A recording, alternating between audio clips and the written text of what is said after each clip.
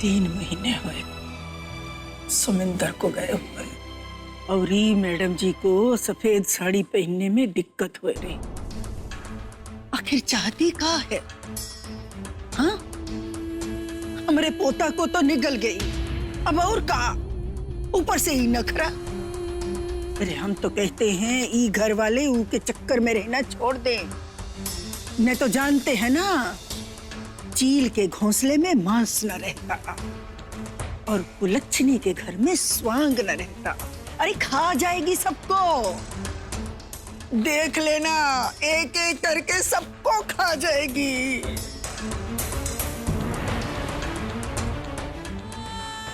हम करना चाहिए।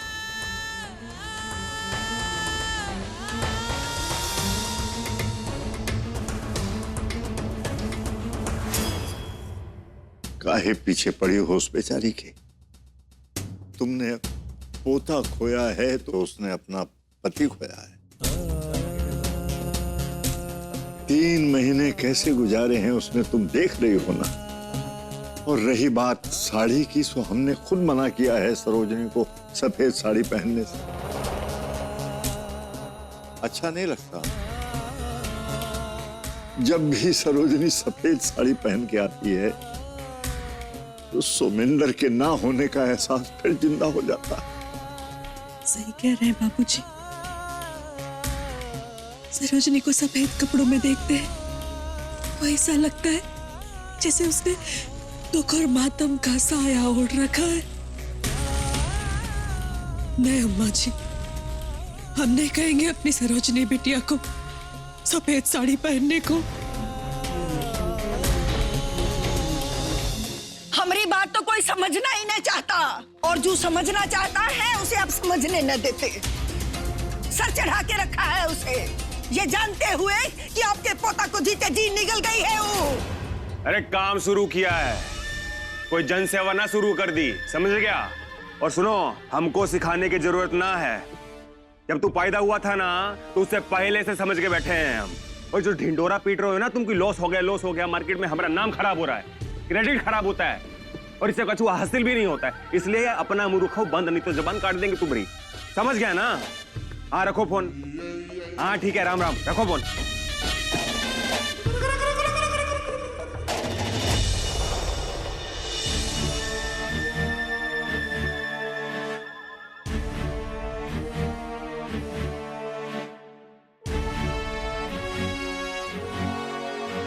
एक तो घाटे पे घाटा होता जा रहा है, इतने बड़े बड़े बिल भेज देते हैं ये लोग भी।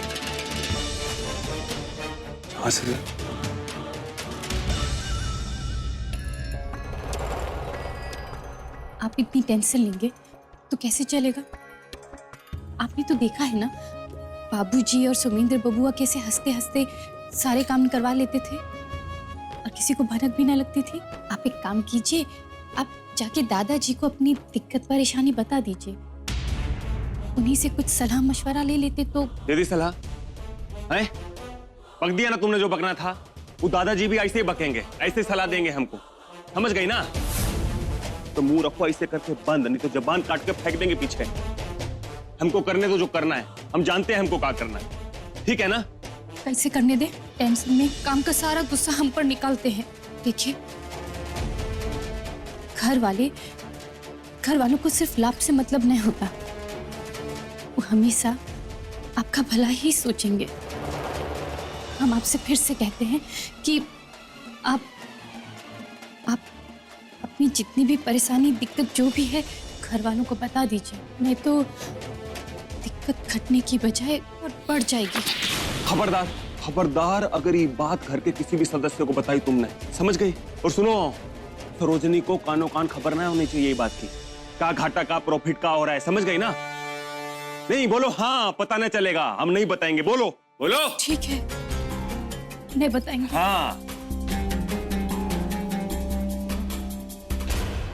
न दिन भर आप अपने पोता बहू के बारे में सोचते रहते हैं, इस सब का क्या फायदा? अरे जिसके साथ ही घर में आई थी, जब वो ही न रहा तो फिर इस सब के बारे में क्या सोचना? अपने बड़े पोते के बारे में सोचिए, सारा काम का बोझ उसी के कंधों पे आए पड़ा। अरे पहले तो दुष्यंत और सुमिंदर मिलकर सब संभाल लेते थे, अब बेचारा भास्कर अकेला कैसे संभालेगा?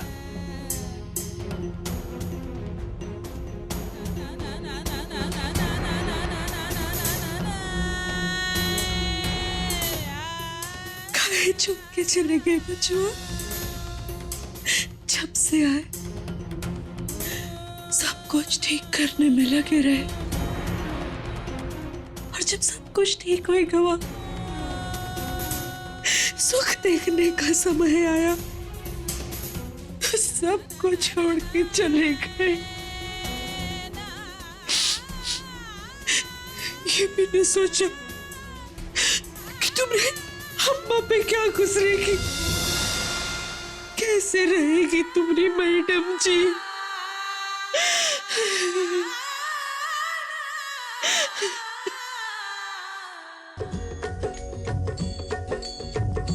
ओम जय जगदीश हरे, स्वामी जय जगदीश हरे, भक्त जनों के संकट, दास जनों के संकट क्षण में दूर करे। ओम जय जगदीश हरे, ओम जय जगदीश हरे, स्वामी जय जगदीश हरे, भक्त जनों के संकट, दास जनों के संकट क्षण में दूर करे। ओम जय जगदीश हरे। जो ध्यावे फल पावे, दुख बिन से मन का, स्वामी दुख बिन से मन का,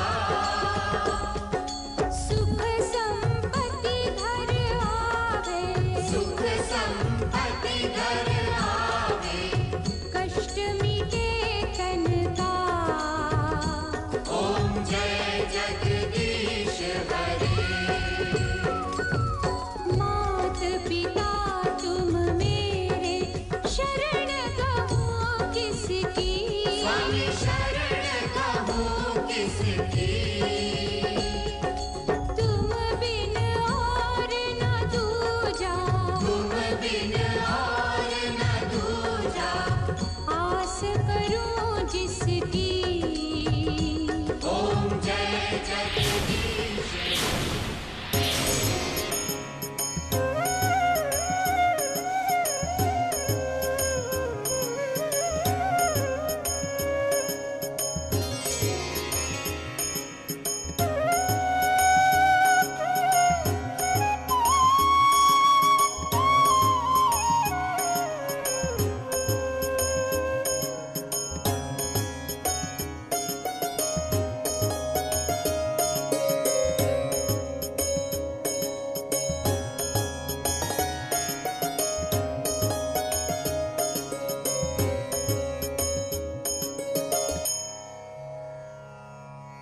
पति गुजर गवा है, पर तुम्हारे चेहरे से मुस्कुराहट न गई।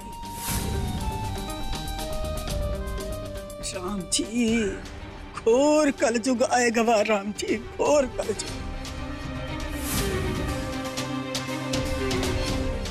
आपकी बातों से दुख होता है दादी,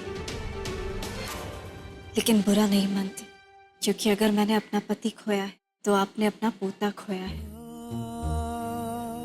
और किसी अपने को खोने का दुख क्या होता है ये मैं अच्छे से जानती हूँ।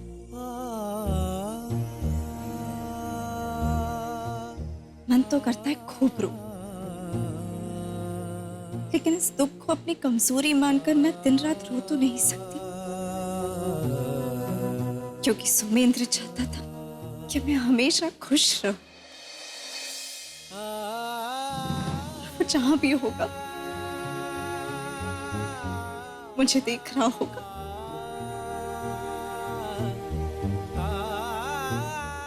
और मैं नहीं चाहती कि हम सबको इस तरह दुखी देखकर उसकी आत्मा दुखी हो। तुम्हारी हिम्मत को देख के ही सबको हिम्मत मिलती है। तुमका दर्द दुख के बदतर हालात से लड़ते देख परिवार को नहीं बल्कि सुमिंदर की आत्मा को भी गर्व महसूस होता होगा।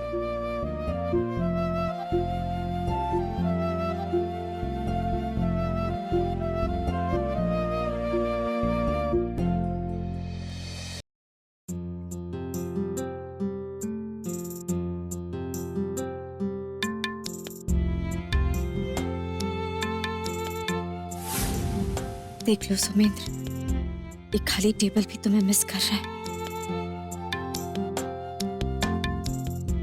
जैसे ये कुर्सी खाली है ना तुमरे बिना, वैसे ही हमारी जिंदगी भी खाली हो गई है।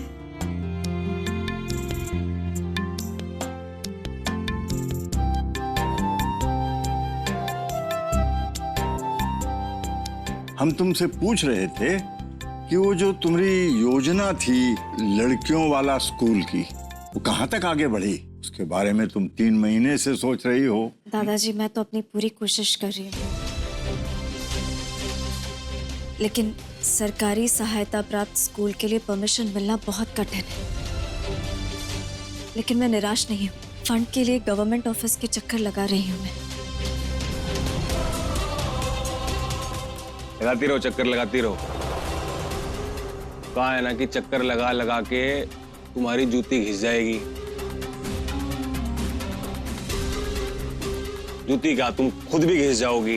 लेकिन स्कूल ना खुलेगा, हम बता रहे हैं। इतना आसान ना है स्कूल खुलना। नहीं भास्कर भैया, मैं निराश नहीं हूँ। आज मेरी एक मीटिंग है गवर्नमेंट के कुछ सीनियर ऑफिसर्स के साथ।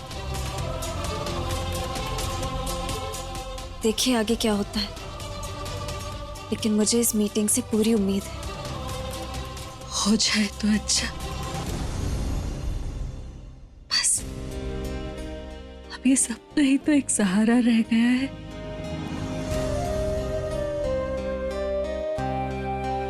हमरे सुमिंदर ने जो सपना देखा था ना, सरोजनी के नाम से ही स्कूल खोलने का, वो पूरा हो जाए तो लगे जैसे सुमिंदर धरती पे उतर आया है। अम्मा, एक बात बताएं, स्कूल देखने का सपना छोड़ दो। स्कूल ना खुल सकता, हम बता रहे हैं।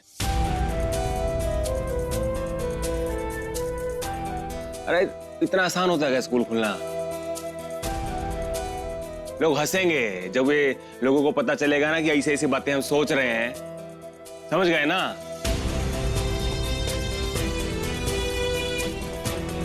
अरे घूस खिलानी पड़ती है, पैसा खिलाना पड़ता है, पता नहीं क्या करना पड़ता है। हम बता रहे हैं, सपना अपना मत देखना बंद कर दो, कुछ नहीं पड़ता है। ना ना, घूस भूस हम ना देंगे। अरे 9 की लकड़ी 90 का खर्च ना बाबा। ये घूस भूस देने लायक इतने फालतू पैसे इस घर में न है।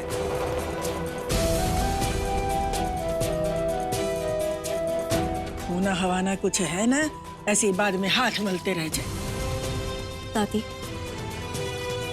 घूस तो मैं भी एक पैसे की नहीं दूंगी, लेकिन मैंने एक बात तय कर ली। एक ना एक दिन ये स्कूल जरूर शुरू करके रहूंगी मैं। वाह बेटिया वाह, ये बात हम तुम्हारे मुंह से सुनना चाहते थे। बिना उम्मीद की भी तुम ही हो जो उम्मीद कर सकती है। हमको गर्व है तुम पर। सही कर रही हो तुम। बाकी तुमको कोई भी हताश करे, निराश करे, बाकी बेटिया हम तुमको ये सपना छोड़ने के लिए कब्बो नहीं कहेंगे। अरे यार दादा, हल तो लिया ही नहीं। ये सेफ्ट काहे? ये फ्रूट, ये दूध, जूस का यहाँ फलहारी खोलना है हमका? तुमको पता है ना कितनी मुश्किल से कमाते हैं हम पैसा है? इतनी कीमती चीजें खानी जरूरी है का? अन्न से आप लोगों का पेट ना भरता है? हम यहाँ कमा कमा के थक गए साले। तुम खा खा के नहीं थके यार? हद तो गई। क्या बोले, हटाओ इसको यहाँ से।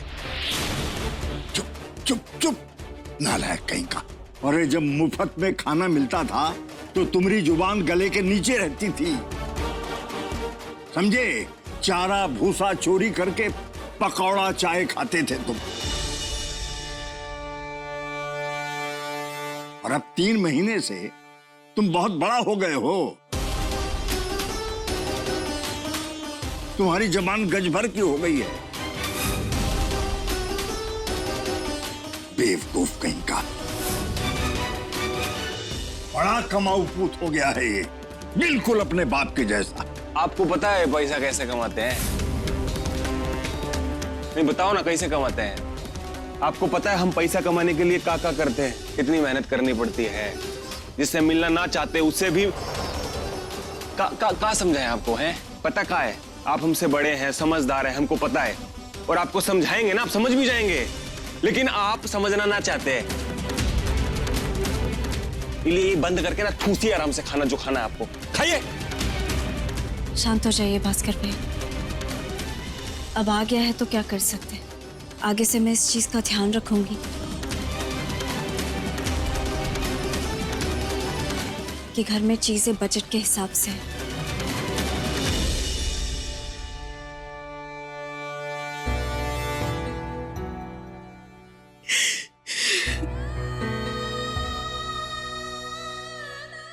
माँ जी, हमरे सुमिंदर को पराठे के साथ भुजिया बहुत पसंद था। बचपन में तो रोज यही खाने की जिद करता था।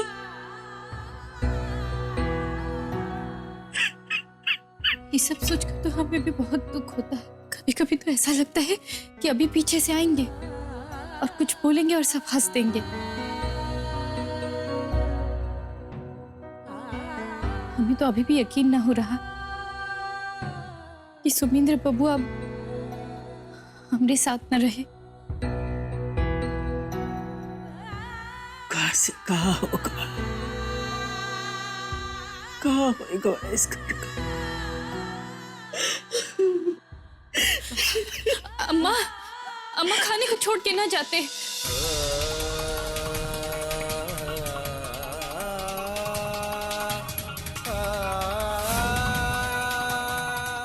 एक ही झटके में घर की सारी खुशियां मातम में बदल गई।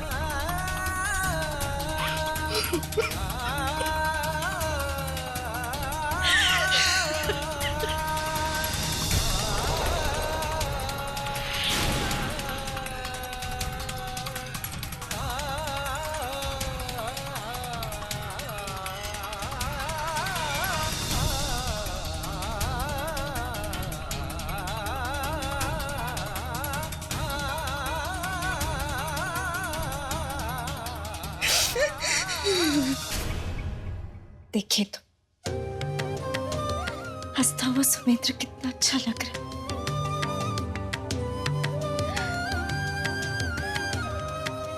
लेकिन क्या आपको इस तरह रोता हुआ देख उसकी आत्मा खुश रह पाएगी? आज आप चाहे कितना भी रो लीजिए, लेकिन ये सच नहीं बदल सकता कि सुमिंद्र कभी वापस नहीं आएगा।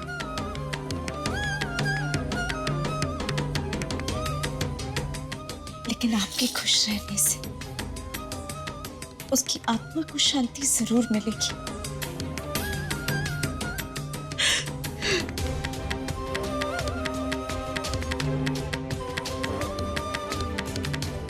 संभालिए अपने आप को और चलिए, चलकर नाश्ता कर लीजिए। इसे हम अपने नसीब का खेल कहें या दुनिया का दस्तूर, हमें हर हाल में खुश रहना होगा ताकि सुमिंद्र की आत्मा खुश रह पाए।